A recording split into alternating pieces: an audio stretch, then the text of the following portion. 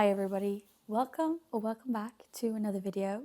My name is Charlotte and today we're going to set up an April TBR. And just full disclaimer, this is mostly just for fun. I am going to put them here, so when I go to look at my TBR card and what I have to read, they are going to be the ones I see first and hopefully I get through them, but I have a tendency to not do it. I am like a full-on mood reader, but it also does help to just have something easy to pick from when I don't really know what I want to read. So that's why I'm doing this. Also, I've already started Spiral, so that's kind of on my April TBR, and I know I want to read Wild and can't remember the rest of the name. Wild and Waggled? No, I can't remember. I'm going to put the picture right here. It comes out on April 15th, so I am going to go and get that one when it comes out, and hopefully I enjoy it. Hopefully I enjoy it. It's the last book in the Blue Rebel Ranch series.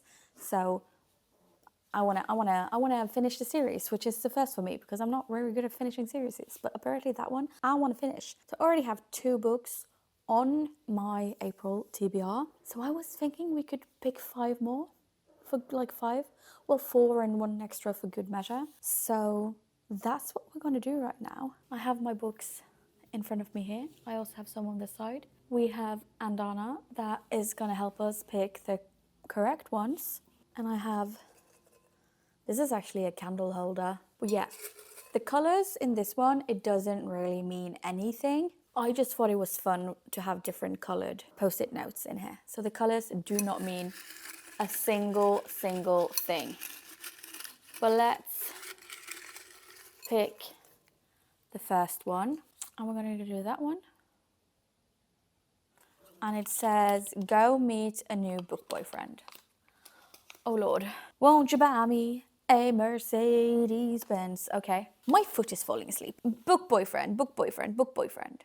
I feel like I have a few good contenders. I've heard Sean Bell is a great book boyfriend. I've also heard Quicksilver is a good book boyfriend. And I've heard there's a lot of book boyfriends in Zodiac Academy. This is the second one because I finished the first one last month. So those are pretty good contenders. I've heard people say that Noah in Say You Swear is their favourite book boyfriend. So I kind of want to meet Noah. Actually, Ariana, his name is Noah, right? Because there's a lot of Ariana here. And I don't see his... Oh, I saw a name. I saw Noah. It's Noah. It's fine. So I do kind of want to meet him as well.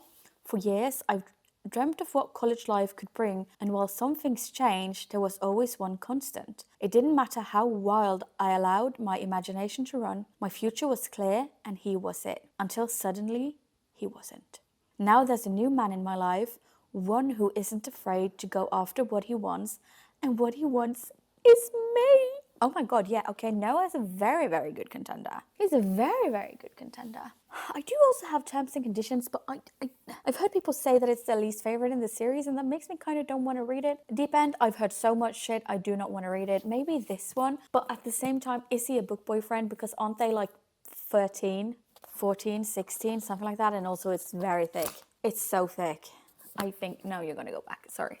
I don't know how I can start you. How can I start you? Okay, so we have 3 contenders, I guess. So we have Noah from Say You Swear, and we have Sean from Sinner.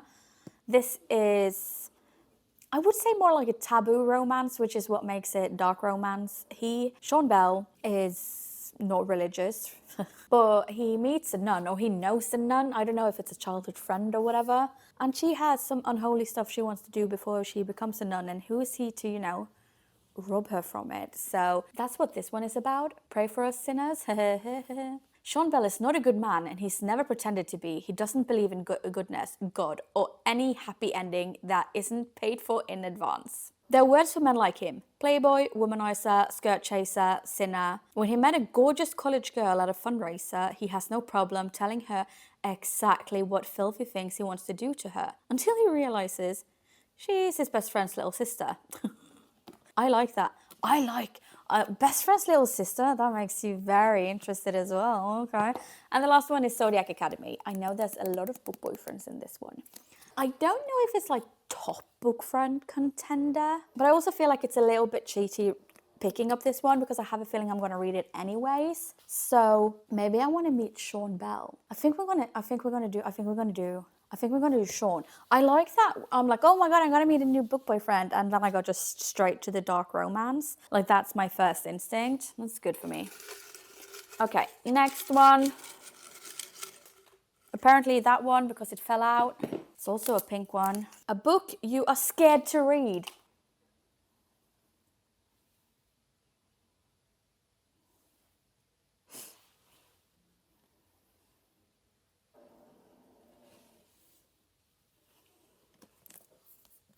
I'm very scared to read it. This is like Esther for so many people. I have good friends that will like die on a hill for this book. What if I don't like it? That's what scares me. That's what scares me about it. It's going to go in the pile. I think we have to, right? I mean, I have this one, I have the next one, and I have the two after that. And I haven't read a single one of them. Well, I mean, I haven't read the first one, so apparently I haven't read the next one as well, but this one really scares me. Another one that actually kind of scares me is Funny Story. And the reason it scares me is because I read Beach Read from Emily Henry and I actually didn't really enjoy it that much. So I don't know if it's her writing style or whatever, but Funny Story also scares me a little bit. Quicksilver scares me. The reason Quicksilver is the one that scares me is because it is a fantasy and I've had a hard time getting into fantasy. Zodiac Academy is one of the first fantasy books I've read that I've gotten like straight on into. Well, maybe Fourth Wing as well. But this one, it feels a little heavy when I first started reading it. It felt like I got a little bit confused. But I think maybe it's because it's in third person and I've heard a lot of people say that the audiobook does it justice. So I don't know. I don't know where I should. Well, I'm pretty sure that I'm not going to read you. Like, you're not interesting enough. I am so sorry, Emily Henry. So it's either Quicksilver or it's going to be Binding 13. I know there's a new book in this series coming out in May. So maybe I should pick this one and just see what the hype is about. I think I'm going to do that. I'm going to put you back, friend. Oh, I can also put you back. I can also put you back. Okay, so 3 more. This is the yellow one and it says a book with a dark cover.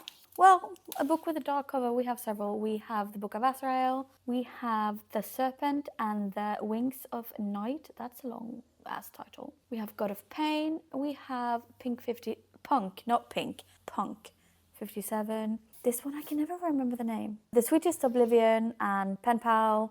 What's this one called? Trust 6 Venom? Trist. No, I can't pronounce that. I'm not going to read that one. When I can't pronounce you, I'm not reading you right now. So yeah, okay, so we have fantasy or we have dark romance. That's the two genres we have. And right now I have picked Binding 13 and I've picked Sinner, which is a dark romance. This is contemporary, I believe. And I mean, I've already said that I'm going to read the Zodiac one. So, I mean, I already have a fantasy.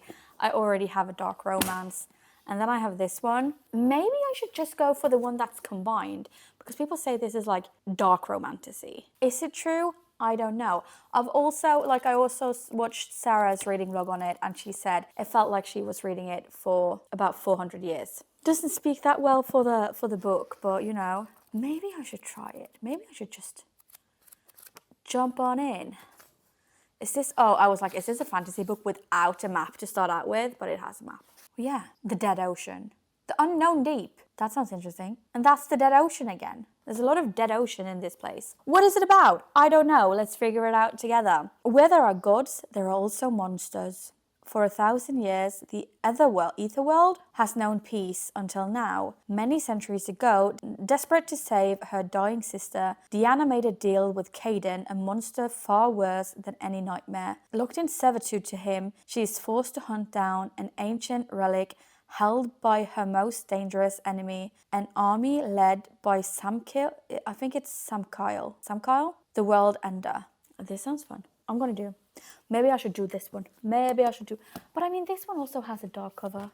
Or at least I have it with a dark cover. So let's see what that one's about. Human and Vampire. The rules of survival are the same. Never trust, never yield, and always guard your heart. Well, I mean, I would also guard my veins around, vampires, but That might just be a me thing. Eat a lot of garlic, you know. The adopted human daughter of the Nightborn Vampire King. Oh, this is the one where she's human and they are not.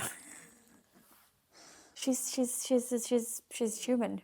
They're vampire. Her only chance to become something more than prey is to enter the Kijari, a legendary tournament held by the goddess of death herself. But winning won't be easy against the most vicious warriors from all three vampire houses. To survive, Aurea will be forced to make an alliance with a mysterious rival. I'm going to pick between those two, but I'm actually going to go on Goodreads and I'm just going to read the one with the highest rating as of right now. Wait, do I want to read another fantasy though? Do I want to confuse myself when I'm already reading a fantasy? Because I have a feeling that reading two fantasies at once is not a good idea because I'm gonna confuse the worlds. So scratch that, okay? I think I'm gonna go with God of War. No, God of Pain. God of War is God of Pain. This one is the God of Legacies series. It's also a dark romance though. But this one is about, I think his name is Crichton. I think that's how you pronounce it. And Annika, that's how you would say it in Norwegian. Annika. He's a bad dude. She is his friend's little sister, his rival's little sister. No, he can never outrun his past, so he unleashes his pain on others. He never expected to be drawn to the girl who is his complete opposite. But as Annika tries to break through his walls, he finds himself captivated by her, especially after he uncovers her wilder side. Now that he's obsessed, she will never escape him. Can Annika bring light to Crichton's darkness, or will he pull her into the shadows with him? I'm going to keep on reading this one. I really enjoyed God of Malice, so we're going to keep on going in this one. That's what I'm going to do. I am not going to go back into another fantasy while I am reading a fantasy, because I've heard that is a bad idea. I'm going to move some books around, just don't mind me. There we go. Okay, that's 3. Let's pick another one. A green one. A green one. I don't know where my camera is apparently, so this probably doesn't look good, but hey ho. Let's go and see what we got here. Have Tom pick a book for me. Okay, I will have to do that when Tom comes home, because he's not home right now. So I'm gonna have to put that at the end of this one. Okay.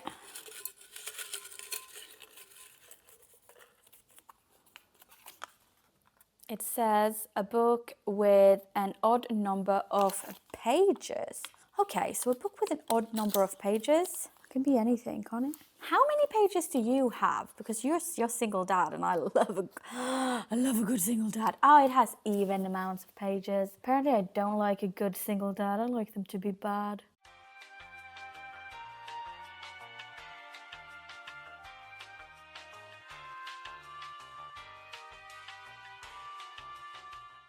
$325. This was actually on my TBR last month, but I didn't read it. And the reason for that is I got sick. Like, I was very sick for like 10 days. I couldn't read. I couldn't do anything. All I did was sleep and cry. I guess we're going to also add like a little thriller to the mix, but I do really want to read this one. And I know people say that this is one of the better ones. I've heard mixed reviews about this one. So we're going to keep it short and sweet, and I am going to try and read this one actually this month. We'll see what Tom picks though. That could be very interesting to see. Oh my goodness. But yeah, this is the first batch of books. We're going to add one more. And then I also am currently reading Spiral, which is going to be in April. And we're going to get the last Rebel Ranch book. So that's going to be fun. I also ordered 2 books, but I cannot remember what the names of them are. But I have a feeling he's going to pick a physical one, just because, or maybe he won't, because he only reads on Kindle. But he's not allowed to pick his books, because he only, like right now, he's in the middle of the Mistborn series, and I can't do it, okay? I can't do it. I mean, I almost had another fantasy book in this one, but, you know, I can't have another fantasy book, because then this one will confuse me. And I don't want to be confused. Also, can I just say, the pages when you start a chapter are so pretty, but I don't know if you guys can see it, like down here. Some of the words, the stars, just make the words not readable. But it's fine, I guess I'll get it on my Kindle. These are the books we're gonna try and read in April, and we're gonna try and have fun with it. If there's any book you want to see a reading vlog on, please tell me. and I will do my best to, do so. This one, I am actually putting out little videos on TikTok about the Zodiac series, or I am at least gonna do it if I haven't already posted one. I am editing them and making them ready. So if you want to follow along in this one, I'm gonna put my TikTok down in the comment section so you can go over there and follow along if you want to.